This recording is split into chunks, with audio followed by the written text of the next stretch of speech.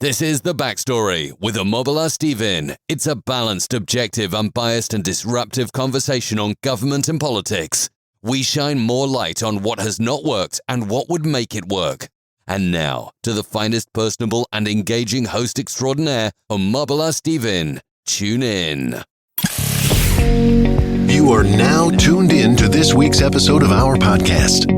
Today we are going to interview some of the greatest and most influential minds in our field. By sharing our collective expertise, we will show you how to harness, control, and use your own skill set to achieve ultimate success and live the life you want. And now, please welcome your host.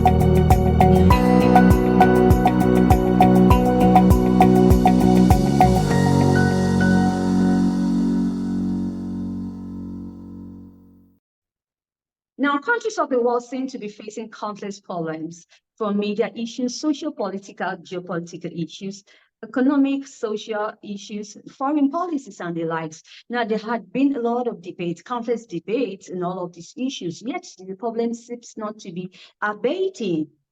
This is some of the discussion, the Backstory with Omobola Stephen, we like to address. Now, on the Backstory with Omobola Stephen, we like to focus on what has not worked and what will make it work, focusing on government and politics and other subtopics like the environment, society and culture, and science and technology. We'll be talking about social policy for the 21st century, and I have Lance Hillsinger on the show with me. Now, Lance is an author and also a retired social worker.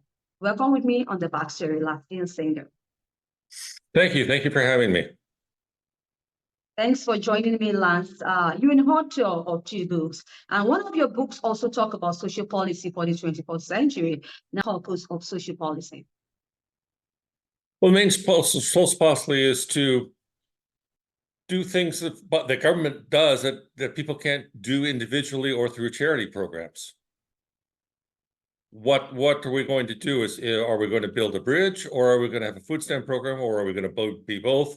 How much tax do we take from people who have money and give it to people who don't have money in some sort of form of government program, food stamps, cash assistance, housing assistance? That's a debate. I don't think there's a perfect answer there. Well, we should always kind of try to make it as perfect as we can be. So now I'd like us to address 2 out of the important areas of social policy, which you're so familiar with, especially in the US. We talk about living, the state of living in the US, and also in poverty, the living conditions. So what's your view, especially in these 2 issues? Well, I think one of the critical things is the cost of housing. And the cost of housing has greatly exceeded the rate of inflation. And that has driven people who normally would have been able to purchase their first home to perpetually rent. After World War II, many people became first-time homeowners because of the GI program. The number of people who are veterans is declining as a percentage of the population, so there's not that many people. And even with that program, it's very difficult to find housing. So what can we do as a society to increase the capacity of housing? Does that mean tax breaks for corporations to provide employee-owned housing? Does it say something like for workforce housing? We here in San Luis Obispo is extremely expensive. We're almost as expensive as San Francisco. But how does a police officer or a firefighter or a teacher afford housing when the average home goes for $700,000 or more? So let's look at some ways that we could do that. Does that mean a shared equity program where perhaps the firefighter, the teacher can buy a $350,000 home and the local government pay the other half? And then when the home sells, they can split the profits. Maybe that's a solution to the problem. The Habitat for Humanity is a well-regarded program, Jimmy Carter, but the number of homes that program is built is a tiny, tiny fraction of the need. Is there a way that we can kind of commercialize that and allow people to build sweat equity, not necessarily in their own home that they're building, which is the conventional way, but in some sort of community process. That you devote so many hours to community programs, and you contribute to your community, and that's your sweat equity. One of the things that is so very important is that is to pass down equity to the next generation. That is probably why there's such income disparity, because it wasn't until, after World War II that African Americans owned any kind of percentage of homes, and that started to increase and then has plateaued and hasn't changed much in the last 20, 30 years. And that's true for Hispanics. Their rate of homers compared to whites is much lower, and it's remaining static in price because everyone's being priced out of the market. And one of the things I think we forget in that debate is that it's simple demographics. In my lifetime, the population of California has more than doubled, but the size of California has stayed stagnant. It's the same. And if you have so many people who are wanting the same product, whether that's a house or a car or whatever, it's going to drive the price up. And so we need to address population growth as one of the anti-poverty measures. Why do you think that the US cannot end poverty? Well, I think the war on poverty that was launched in the 60s has reduced the poverty rate from the high teens to the low teens. But the problem has been, again, the population expansion. So there's more poor people in the United States than there were when the war on poverty was first begun. So that's just simply a factor of demographics. I think part of it, there's, of course, multiple reasons. One of the things I talk about in my book is that the number of jobs that are available that are what we used to call head of household jobs is fewer and fewer. You have competition from overseas, you have automation, you have those social issues that have nothing to do with whether a person is qualified for a job or not. You can have a person very qualified for a job, but if there's no jobs out there, for instance, our local community college here offers, like many community colleges, a program in welding. You can earn a certificate in welding. But there's not a real big demand for welders in our community. So you may be the best trained apprentice welder in the county, but you may find it very difficult to find work because there's just not those jobs out there anymore. Even research shows that the standard of living is high by the standards most economists use. How valid is this, Lance? Well, I don't think our per capita income used to be close to the top, and now I think we're drifted down to, to the teens as far as compared to other countries. I think there's great disparity. The top 5% in the United States live a lot better than the bottom 5%, and that disparity is much, much greater than it would be in other countries. I think part of it is that we have a fairly liberal immigration policy that absorbs so many people who are poor that just per capita you're going to reduce that. And I also think, again, that we go back to opportunities that I think sometimes our programs haven't always been well out.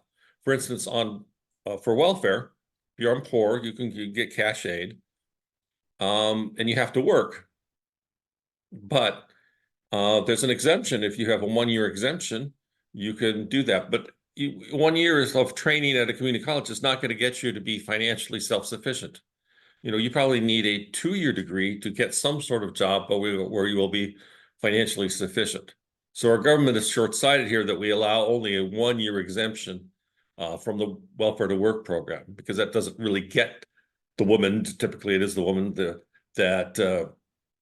become economically self-sufficient.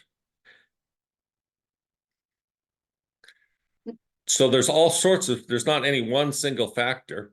It's partly, automation. As I point out, again, to bring it back to San Luis Obispo, we have municipal parking garages like most cities do.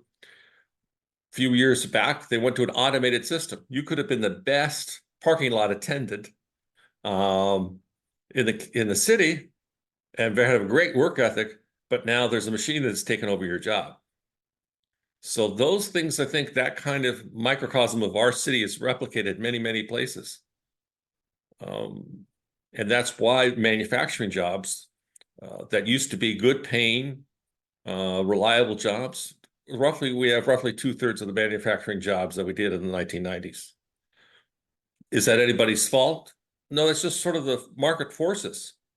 Market forces from foreign competition, market forces because of automation. But what do we have to do as far as those social policies? The person who in previous generations would have a decent factory paying, union paying job, where do they go now? So it's kind of sad. It is sad that we're going to have more and more, I think, people who need the government assistance simply because there's not those jobs out there that could be where a person could be self-sufficient.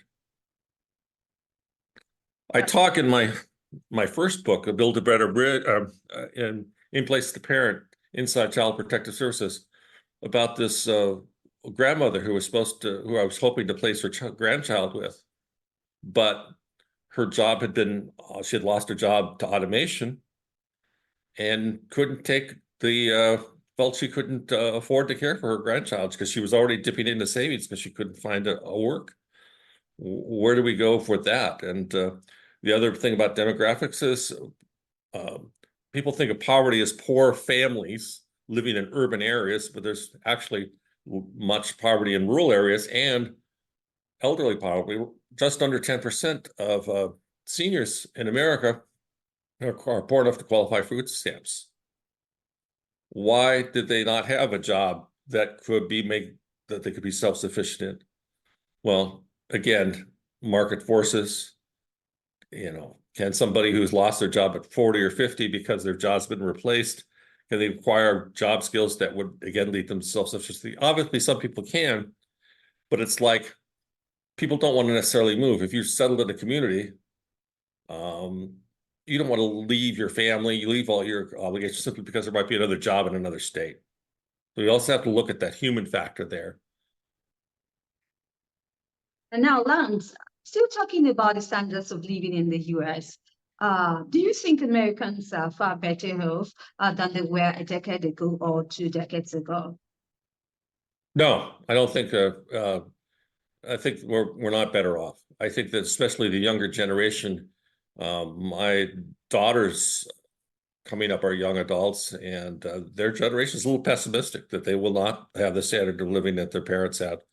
The cost of housing is just like unrealistic. And so, yes, I think that's declining.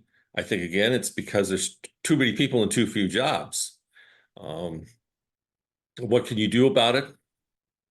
I think that, as I say in my book, there's not any one single answer. Just we've got to chip away at the individual things. Help the housing program by giving incentives to corporations to have employee purchased housing, tax codes to help, like Habitat for Humanity kind of things. But there's the demographics that's just there, that it's just going to be so many people. And I think that that's a sad thing, but we have to realize. Thank you so much, Lance and Hillsinger, for sharing that thought with us. Moving on, now you talk about too many people and too few jobs. I think that's the reality each one of us has to face in the world in general. Now, the question I'd like to ask you is, going forward, what do you think the U.S. social policy should be addressing at this moment? Now, we like to talk about in terms of crime, in terms of divorce, in terms of population, poverty, and the likes. Well, just to talk about how important the jobs are, I just recalled that there was some meeting between an American president and a Chinese leader, and they were talking about nuclear weapons, and they thought, what do you most fear about it? The American president asked the Chinese president, thinking there'd be some response about nuclear power, says, no, I have to create 200,000 jobs each month. Otherwise, there's social unrest. Well, that's the implication there. we need to do lots of things. It's a catch-all thing as far as I'm sorry, I lost a little question about I was going off about that answer. As far as what we can do to make the world a better place again, we need to improve food stamps, for instance. Food stamps and crime. Most criminals have had, it's mostly men, the number for each man incarcerated, or I'm sorry, for each woman incarcerated, there's about 10 men incarcerated. So if we look at that sort of as a gender inequality issue, that may help us give a different focus. Most adult criminals had some sort of juvenile crime. And one of the things we need to do, how do we reduce juvenile crime? Well, two things. One, we have to have boys graduate school more often. The dropout rate for boys is much higher than it is for girls. And to go back to food stamps have been allocated the same way, household size and income. Well, teenage boys need more calories, and so maybe we should adapt the food stamp computers to say, hey, okay, if you got teenagers in the home, you get an extra allocation, because we don't want that kid trying to, do something just because they're hungry, because they're irritable. Teenage years can be kind of irritable anyways, even if you're well fed. And if you're not well fed, then you might be tempted to not have the same judgment that you would.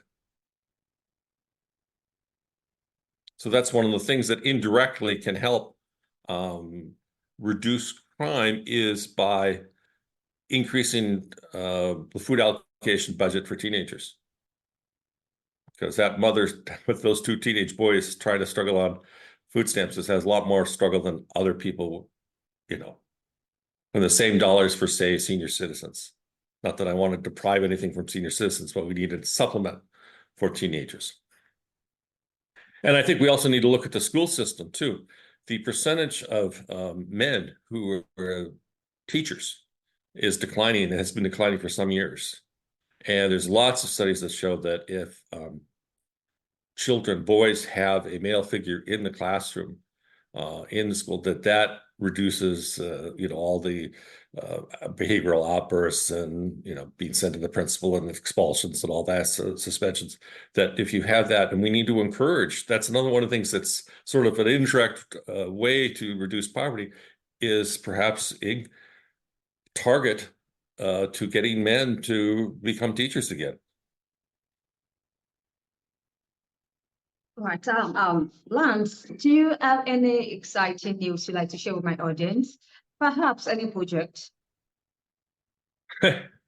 Well, yes, I'm working on a fourth book.